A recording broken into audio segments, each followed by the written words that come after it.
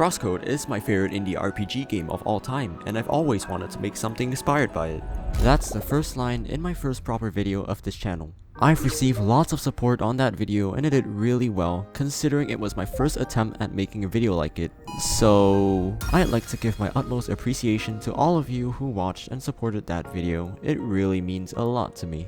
This video is a short follow-up to that video, so I highly recommend watching that video first. But in a nutshell, I made a tutorial on how you can make a loot randomizer system with the integration of loot pools, rarities, and variable chance rates using just the basic triggers, so anyone, including beginner creators, can build the system. And now in this follow-up video, I'd like to show an application of the system. At the end of this video too, I'll be showing a more optimized version with tweaks suggested by you guys in the comment section of the original video. Anyways, why don't we take a look at the showcase that I've been working on, shall we? I'm not sure why it's taking this long. Give me a second. What's going on guys, Ghostly here. Back with another video, and today I just found this really cool secret boss. I'm not sure if anyone's found it yet, but I was just wandering around when this thing suddenly spawned in. So to the boss, you can see that he's called Benjamin Netanyahu and he's level 90. He also starts to get scared as I approach him and makes these weird screams, but for some reason he's not actually moving or running away, so I don't know if it's broken or what. So I'll just quickly kill him, which as you can see, I basically just one-shotted him. Yeah, Gearbox really needs to do something about the balancing of this game.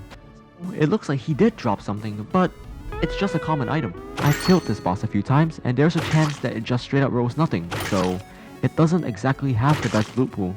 Another weird thing that I found is that you can just keep attacking the boss when it's dead and it will just keep dropping loot until its loot pool is depleted. Okay, I've been killing this boss for well over like 60 runs now. I really wish I could get a legendary. And ooh, a legendary. So this boss does have a dedicated legendary drop. That's sick. Anyways guys, that's all I wanted to show in this video. I don't have much to say because this is really weird and I just stumbled upon this randomly. Maybe there's an explanation of what the secret boss is, maybe it's a reference to something. I don't know, but let me know what you guys think in the comments.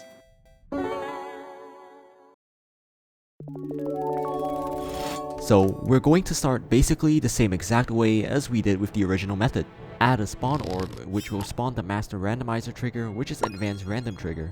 Then have the master randomizer spawn 4 more advanced random triggers which will act as the loot pools for different rarities. So far the steps have been exactly the same as the original method, but here's where things get a bit doozy. First, start by adding an item counter which will be the variable to update once the item is rolled and obtained from the loot pool. Now, we will mess around with item triggers, so pay close attention because it can get a little confusing, especially when it comes to these triggers. However, since our variable only has 2 states which are 0 or 1, it shouldn't be too difficult to follow along. I'm going to be adding an item comparison trigger which will be activated by the randomizer if it picks this item.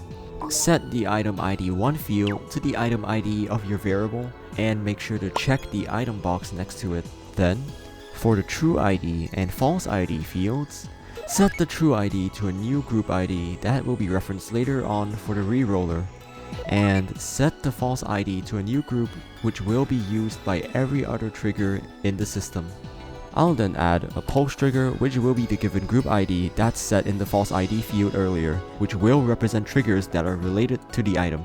And now I'll add an item edit trigger and then go to the bottom of the trigger settings to find the target ID field and set the target to the item ID of the variable I added earlier.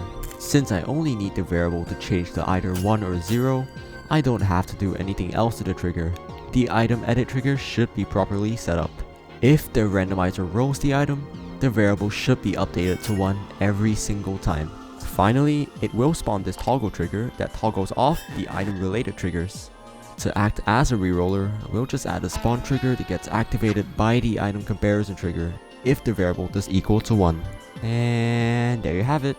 The system has been successfully remade with much fewer groups and triggers. If you want to add a second item, all you need to do is just copy and paste the item triggers and the spawn reroller, then give it the proper groups based on the item comparisons, true ID and false ID. But in case you're still a bit confused, here's a quick rundown of how each trigger interacts with one another.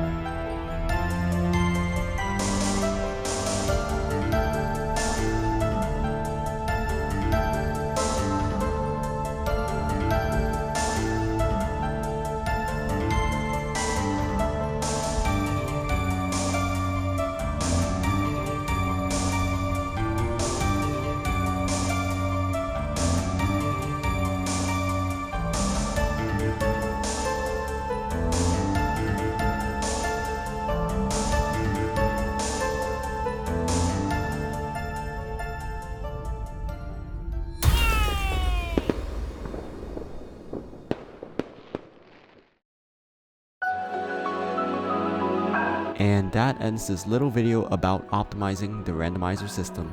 I hope that the improvements to the system made it more helpful for you to implement something similar into your projects. I'm planning on doing more tutorials similar to this, so be sure to subscribe to not miss out. Consider also supporting me on my Ko-fi so I can keep posting more high quality tutorials like this and even improve on them. With that being said, thank you as always for watching, and I wish you the best of luck with your own GD projects.